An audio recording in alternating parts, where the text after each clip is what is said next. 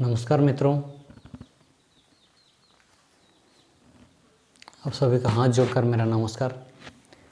मैं तिम्बोराम आप सबको स्वागत करता हूं मेरा यूट्यूब चैनल मुक्ति की ओर चैनल में आपको स्वागत करता हूं। आज का विषय है कि पहले ज़माने में हमारे पूर्वज और उससे भी पहले सतयुग में, त्रेता युग में, द्वापर युग में और इस काल युग के प्रारंभ में भी क्या करते थे शादी से पहले, उस विषय के बारे में आज बातचीत करने जा रहा हूँ। हमारे सनातन संस्कृति में, हमारे धर्म में, हमारे जीवन जीने का अनोखा कला है। कोई समझने वाला हो, समझे तो वो शांति पाए, ऐसा धर्म है, और शांति पाए और आनंद भी पाएगा। मैं ये नहीं कह सकता कि सिर्फ उनको मुक्ति मिलेगा या आनंद मिलेगा, उनको भौतिक दुनिया भी सुखदायी होगा, उनका गृहस्थाश्रम भी पवित्र होगा। ऐसा है हमारे सनातन धर्म, जहाँ पर वेदांत मतलब उपनिषद, 108 उपनिषद को वेदांत बोला जाता है। आजकल वेदांत समिति वाले भी छोड़ दिए हैं, उपनिषद पढ़ने को। वेद पढ़ रहे हैं कि नहीं पता नहीं, सब छोड़ दे रहे हैं धीरे धीरे, क्योंकि दबाव पड़ रहा है उन पर। उस दबाव से आज मुक्ति दिलाने के लिए मैं इस वीडियो को बना रहा हूँ और आपके सामने उपस्थापना कर रहा हूँ, ताकि आप लोग को समझ में आए कि क्या करने से हमारा धर्म का भविष्य बढ़िया होगा। तो बढ़िया तो होगा इस तरह से कि कुछ करने से, तो करना क्या पड़ेगा। मैं इस वीडियो के माध्यम से ब्राह्मणों को जो शादी विवाह कराते हैं, जो सूर्य का नामकरण करते हैं, यज्ञ पवित्र धारण करवाते हैं, ऐसे ब्राह्मणों को मैं यहाँ पर कुछ सलाह देना चाहता हूँ। आप लोग मत घबराइएगा सलाह सब सुन करके। सलाह इसलिए देना चाहता हूँ कि आजकल समाज बिगड़ा हुआ है, ब्राह्मणों को प्रताड़ित किया जा रहा है। क्यों? इनको गालियाँ दिया जा रहा है दूसरे धर्म वाले, विदेशी धर्म वाले। दूसरे धर्म तो हमारे हिंदुस्तान में भी है, हमारे सनातनी भारतवर्ष में भी है, लेकिन विदेशी धर्म वालों ने उन्होंने चक्कर चलाया है कि ब्राह्मणों को किसी प्रकार से ख़त्म कर दिया जाए, तो कोई उनका कर्मकांड करने वाला कोई नहीं रहेगा। तो फिर बाकियों कमज़ोर हो जाएंगे तो उन पर अटैक किया जाए तो पूरी तरह से उनका कब्जा में आ जाएगा, तो उनका राजा आ जाएगा। तो सावधान रहना चाहिए। तो सावधानीपूर्वक मेरा वीडियो को भी देखना चाहिए, पूरा एक एक पॉइंट बाय पॉइंट देखना चाहिए। ऐसा नहीं है कि आधा आपने देख लिया, कुछ समझ लिया तो हो गया, ऐसा नहीं है। तो इस वीडियो के माध्यम से मैं बताना चाहता हूँ कि ब्राह्मणों को करना क्या होगा जिससे हमारा धर्म सुरक्षित होगा। ब्राह्मणों को एक कार्य करना होगा, वो वेरी वेरी इम्पोर्टेंट, बहुत गुरुत्वपूर्ण बात है मित्रों। जो जय गुरुदेव वाले हैं, जो साईं बाबा वाले हैं, जो हरिओम वाले हैं, मैं तो हरिओम वाला भी हूँ, जय गुरुदेव तो हम भी बोलते हैं, साईं राम वाला को साईं राम भी बोलते हैं। तो सबको हरिओम, जय गुरुदेव, साईं राम और जय श्री राम। आपको स्वागत करता हूँ मेरा वीडियो का विषय के अंदर में है क्या। ब्राह्मणों को एक निवेदन है, एक एप्लीकेशन जैसा बात है। मेरे आवेदन करने का अभिप्राय ये है कि शादी विवाह में आप मत जाइएगा। अगर आपका बात को वो नहीं मानेंगे तो तो उनको मनाना क्या है, उनको बताना क्या है, सजेशन क्या देना है। किसी ने इनवाइट किया तो आपको चल देना नहीं है, आपको उनको एक प्रश्न छोटा सा पूछना है। क्या आपका बेटी जिसका विवाह हो रही है वो क्या उपनिषद पढ़ी है, प्राणायाम सीखी है, या गीता पढ़ी है, या योग वशिष्ठ रामायण पढ़ी है, ये पूछना है। अगर किसी ने अपना लड़का के लिए शादी करना चाहता है, अपना लड़का का शादी कराना चाहता है और ब्राह्मण को निमंत्रण दिया या तो आमंत्रण दिया, ये कहो, उनको इनवाइट किया, तो इनविटेशन में आपको पूछना चाहिए क्या आपका लड़का धर्म का कुछ सीखा, गीता पढ़ा, महाभारत पढ़ा, कुछ योग वशिष्ठ रामायण पढ़ा कि नहीं, उपनिषद। उनको पूछना चाहिए कि कितना उपनिषद पढ़ा है आपका लड़का ने, उसका 5 का नाम बताओ, 10 का नाम बताओ, कितना पढ़ा है। इतना पूछना ही होगा आपको, हे ब्राह्मण देवता। इसलिए आपको ब्राह्मण देवता बोला जाता है। आजकल ब्राह्मण जाति बोलते हैं, लेकिन पहले ज़माने में ब्राह्मण देवता बोला जाता था, क्योंकि वो पूछते थे क्या आपका बेटा का शादी होने जा रहा है, तो जो उसने उपनिषद पढ़ी क्या, वेद पढ़ा क्या, प्राणायाम सीखा क्या, अनुष्ठान किया, क्या है क्या, ये सब पूछते थे। लेकिन आजकल वो नहीं पूछा जा रहा कि कहीं पर किसी का इन्विटेशन आ गया तो आप चल दिए तो यहीं पे खतरा पैदा हो गया, तो ये सब नहीं करना है, तो उनको पूछना है।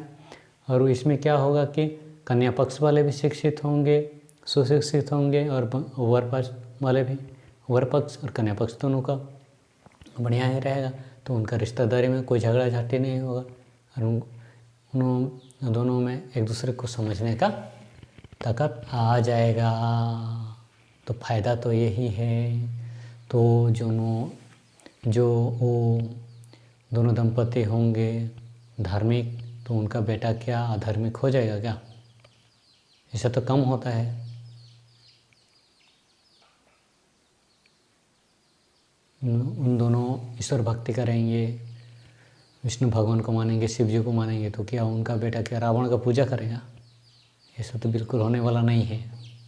तो मेरे वीडियो को देख करके खुश होना चाहिए, और आपको कोई इन्विटेशन दे तो उनको पहले समझा देना चाहिए कि कुछ सीखे आपका बेटा, कुछ सीखे आपकी बेटी, उसके बाद मैं आता हूँ आपका शादी करा देने का, यहाँ आपका घर में पधारूँगा। लेकिन आपका शादी तो अभी 10-15 दिन बाकी है, या तो 1 महीना बाकी है। ऐसा तो कुछ तो होगा ना, कि ऐसा तो नहीं होगा कि ब्राह्मण को तुरंत ही बुलाया जाए, ऐसा नहीं होगा। और कहीं भी तुरंत बुलाए तो मत जाइएगा। आप अगर ऐसे कहेंगे तो आपका सुरक्षा बनेगा, क्योंकि ब्राह्मण के कहने पर वो अगर कुछ मंत्रानुष्ठान करेगा, कुछ सीखेगा, कुछ पढ़ेगा, तो वो दूसरा धर्म में नहीं जाएगा। और दूसरा धर्म में नहीं जाएगा तो अपना धर्म में कुछ उनके द्वारा भी कुछ अच्छे कार्य होंगे, समस्या होंगे, तो उनके साथ दूसरे धर्म के लोग भी जुड़ जाएंगे। तो हमारे धर्म का एक प्रकार से विदेशी धर्म के लोग भी आएंगे, तो एक प्रकार से प्रचार भी हुआ। इस तरह आपका शक्ति से कुछ कार्य भी होगा, दूसरों का भले भी होगा, तो फायदा है ना। तो आपको बोलना ही है कि शिक्षित हुआ आपका बेटा बेटी, वेदों के ज्ञान से, उपनिषदों के ज्ञान से और वेदांत के संपूर्ण ज्ञान से कुछ सीखा। कैवल्य उपनिषद पढ़ा, तैत्तिरीय उपनिषद पढ़ा, मांडुक्य उपनिषद पढ़ा, मांडुक्य उपनिषद पढ़ा, और उपनिषद है अध्यात्मबोध उपनिषद, आत्मबोध उपनिषद, है ना। ऐसे बहुत है। नारियों के बारे में है,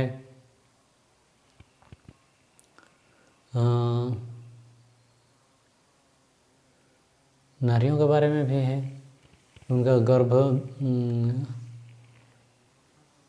उनका बच्चे के क्या होता है गर्भ में, वो सब बारे में एक उपनिषद है, कालीसंतरण उपनिषद है। क्या वो शिक्षित हो गए? क्या सो हम शिक्षित हो गए? इस हम मंत्र से परिचित हो गए? सो हम क्या है और खुद क्या है? क्या आत्मज्ञान हो गया? तो इस तरह प्रश्न पूछ के, अगर नहीं आता है आंसर उनके द्वारा जो इन्वाइट देने आया है आपको, वो अगर बोलता है कि नहीं मेरा बेटा तो ऐसा कुछ नहीं किया, तो उनको बोल देना चाहिए कि एक हफ्ता में कुछ तो सीखना चाहिए भाई, उसके बाद में मैं आता हूँ, उसके बाद में वो नहीं तो नहीं आएंगे।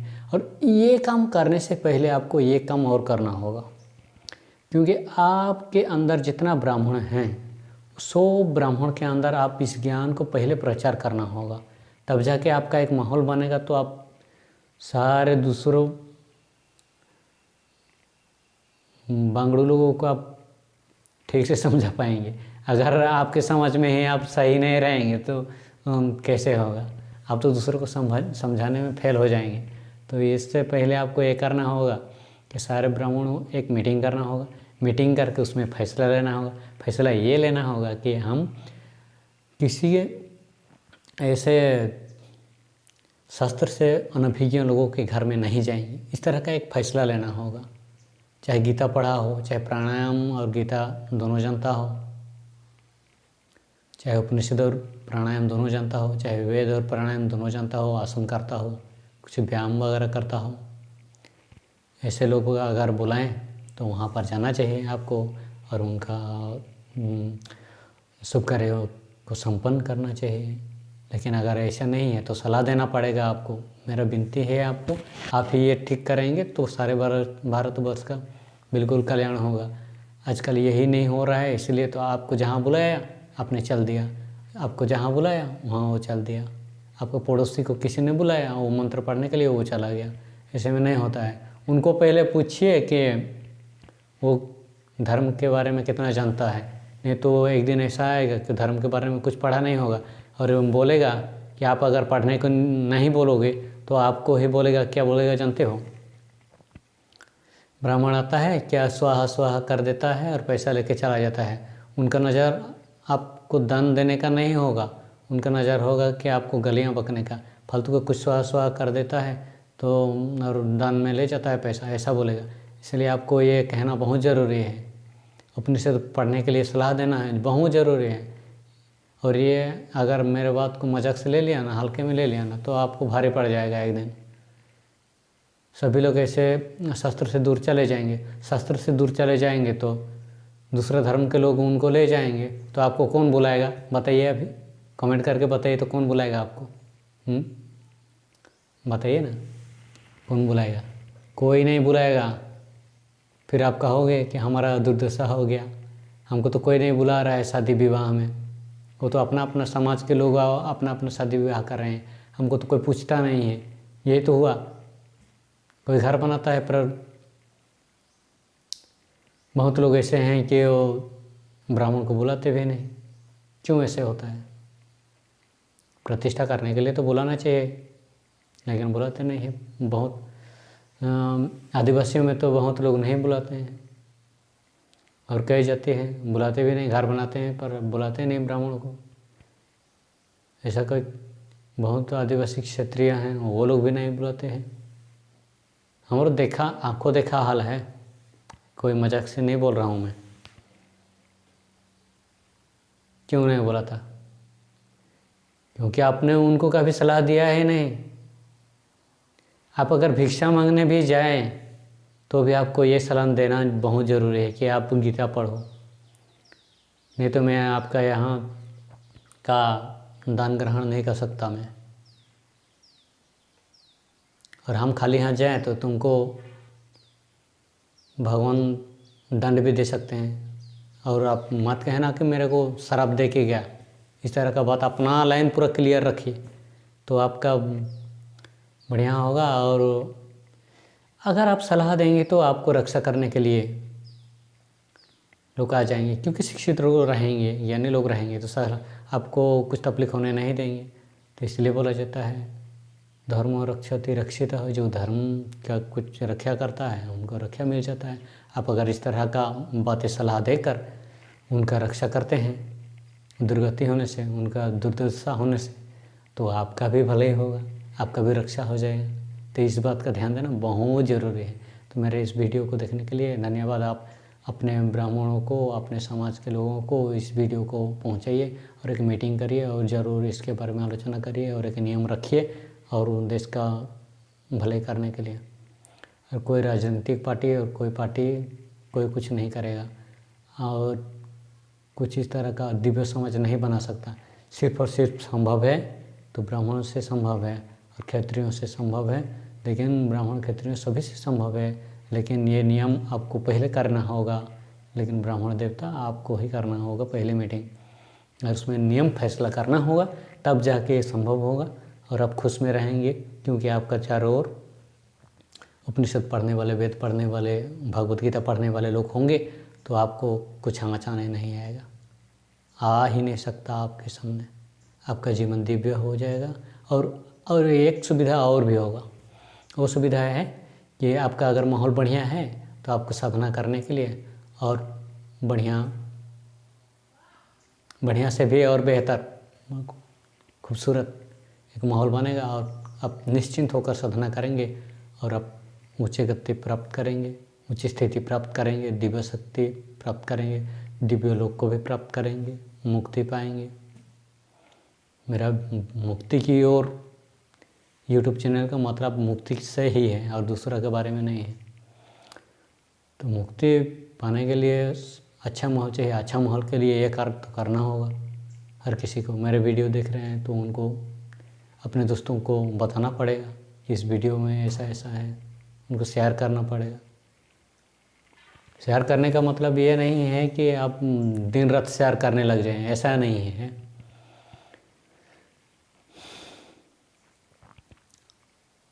सबके साथ कुछ बातचीत करें और वीडियो को समझने की कोशिश करें। अगर ना बताएं तो भी चलेगा, लेकिन समाज में और लोगों को ज़्यादातर ना बताएं तो भी चलेगा, क्योंकि ज़्यादा बताना अच्छा नहीं होता है। ये पहले मीटिंग करिए, उसके बाद में वीडियो को दिखाइए, नहीं तो गड़बड़ हो जाएगा। ये कौन है कौन नहीं बोलेंगे। इसलिए पहले वीडियो को देखकर समझ करके एक मीटिंग करना होगा। मीटिंग में वही फैसला लेना होगा कि किसी ने आशिक धर्म के बारे में कुछ जानता नहीं है तो उनका शादी विवाह कराने, उनका शुभ कार्य में हम नहीं जाएंगे, भले चाहे जितना भी पैसा दे दे। हम हे ब्राह्मण देवता, आप तो जानते ही हो, धर्म में अगर रहोगे ना तो जो 1000 2000 जो देते हैं, 500 रुपये देते हैं, वो कुछ नहीं है धर्म के आगे। अपने अगर सही माहौल बना लिया ना तो आपको बिना मांगे भी आपको लाखों रुपए मिलेंगे। जैसे सुदामा ने अपने धर्म पर रहा तो भगवान श्री कृष्ण ने कितना दिया, इतना दिया कि उनको ज़िंदगी भर कभी कमाना, भीख मांगना नहीं पड़ा। इतना दिया कि उनको कभी सोचना भी नहीं पड़ा कि आज क्या रसोई होगा, क्या खाएंगे, क्या पिएंगे, कोई सोचना नहीं है। निश्चिंत जीवन हो गया उनका।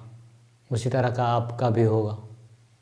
भगवान देने के लिए तैयार है। आप एक कदम आगे तो चलिए, सही मीटिंग करिए, कोई प्रॉब्लम नहीं है। समाज में सब ठीक ठाक हो जाएगा।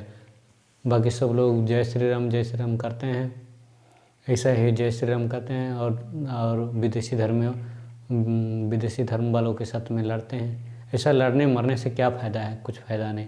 हाँ करते हैं वो अपना रली, वो ठीक है, मगर इसका भी लाइन क्लियर होगा जब आप डांट देंगे तो। ऐसा करना ही होगा, ऐसा बोलेंगे ना आप। ब्राह्मण का बात को कौन काट सकता है, संतों को बात को कौन काट सकता है, कहिए तो। कोई नहीं काट सकता।